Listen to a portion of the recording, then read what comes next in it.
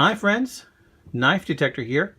First off, I just want to thank to those of you who have subscribed to my channel, and a reminder to those of you that have not, if you are watching this for the first time, please don't forget to like and subscribe.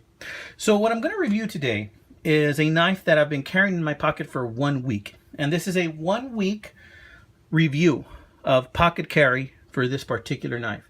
Now, a little bit of background on this type of knife. This type of knife is called an elephant toe. And because it's called an elephant toe, sometimes people have trouble listing this type of knife on eBay because it flags it as being an endangered species. But in reality, it's not made with elephant or toes. This is a knife that has an oblong shape. It's equal-ended on each side and fits comfortably in your pocket, or rather they're supposed to. Now, this particular knife is a Ridge Runner, and I bought it brand new, believe it or not, including shipping, for $15. Now, that is surprising considering that an elephant toe made by Case will run you between $100 and $300 depending on the quality. And there are some beautiful elephant toe knives out there. For example, GEC, Great Eastern Cutlery, sells some that are over $1,000. And I'm realistic, I will never be able to afford one of those. The only way I will ever have a GEC knife is if I run into it by accident and get an insanely crazy deal. But because I've always wanted and wondered about this particular style of knife, I decided to pop on this one for 15 bucks. It's a Ridge Runner. And it came in this box with this nice wrapping paper. I'm going to read you what it says on the box here. Ridge Runner has set a standard of excellence for knives and tools that raises the bar for their competitors. True craftsmanship and using the highest quality materials are what make Ridge Runner the top of the line in today's market. And comes in this nice box here with a ram's head right there. That ram's head is also right here. And it's a cool emblem. I do like that. So what we're going to go over today are some pros and cons about this knife. We're going to go ahead and start with the pros. Pros, you know, this knife is a little bit heavy. And I thought that I was going to have an issue keeping this in my pocket comfortably. But the perfectly rounded edges make this very easy to carry. And I really like that it's very comfortable in my pocket. And because it has rounded edges, there's not a risk that it's going to tear the pant or the pant liner. Another thing I like very much is the jig bone here. The carving in the bone make it very, very good as far as grip to hold on to this knife. Really like that very much. It has nice shiny nickel silver bolsters. However, they do have scratches on them now because I have been pocket carrying this along with my keys and some change, the occasional cell phone as well. So, you know, this does have some scratches, and that's what I aspired to do because I honestly wanted to see how this was going to carry. So, the blades themselves are ample. This is a bigger knife. This knife is about 4 inches and 1/8 of an inch.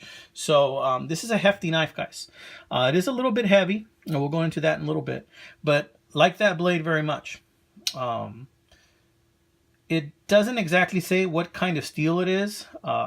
It has RR on it, which tells me that that stands for Ridge Runner right there.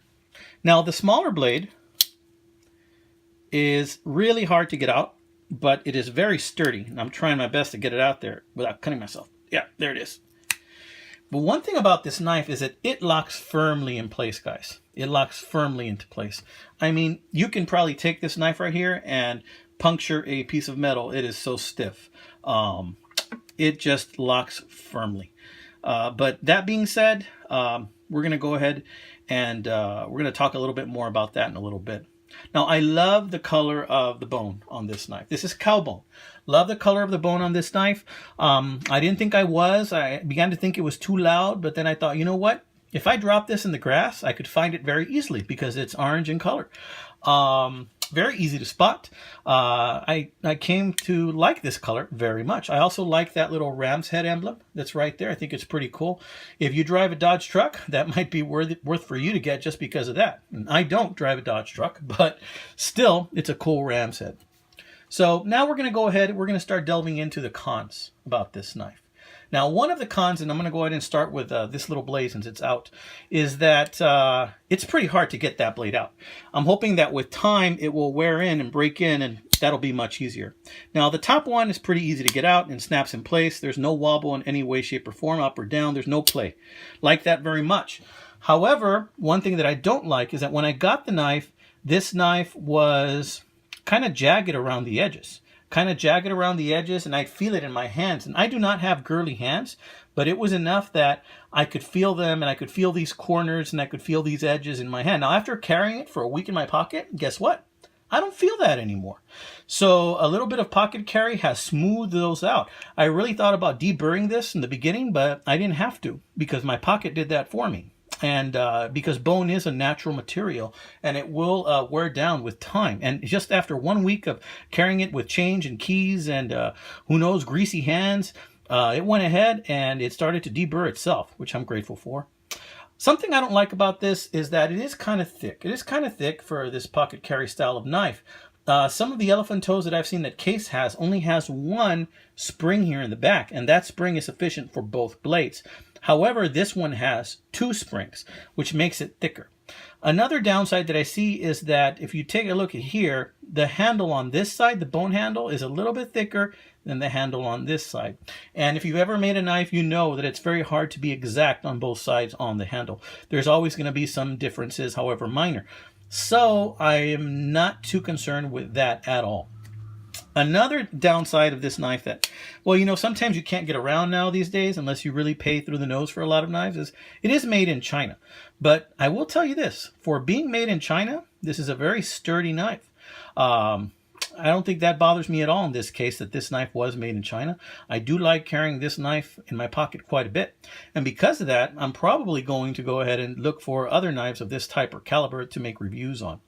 Now, one other thing I want to mention is that I have been using this knife to open boxes, mail, cut through tape, hamburgers, you know, just the essentials, right?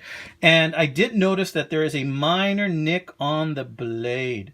There is a teeny tiny nick. I don't know if you can notice it, but it's like right around in there, the little baby nick. And I saw that today. So I'm not too concerned with it. You know, for the steel to already be showing a little bit of wear, you know, that does concern me a little bit, but I'm not too concerned. So that being said, I'm going to go ahead and say that on a scale of 1 to 10, I'd give this little bad boy a 5, because this little bad boy has a lot of pros and it's got a few cons, but in the end, it does cut. And that's what a knife is supposed to do. So this is Knife Detector saying God bless you and your family. I hope you have a wonderful rest of the week, and stay sharp, my friends.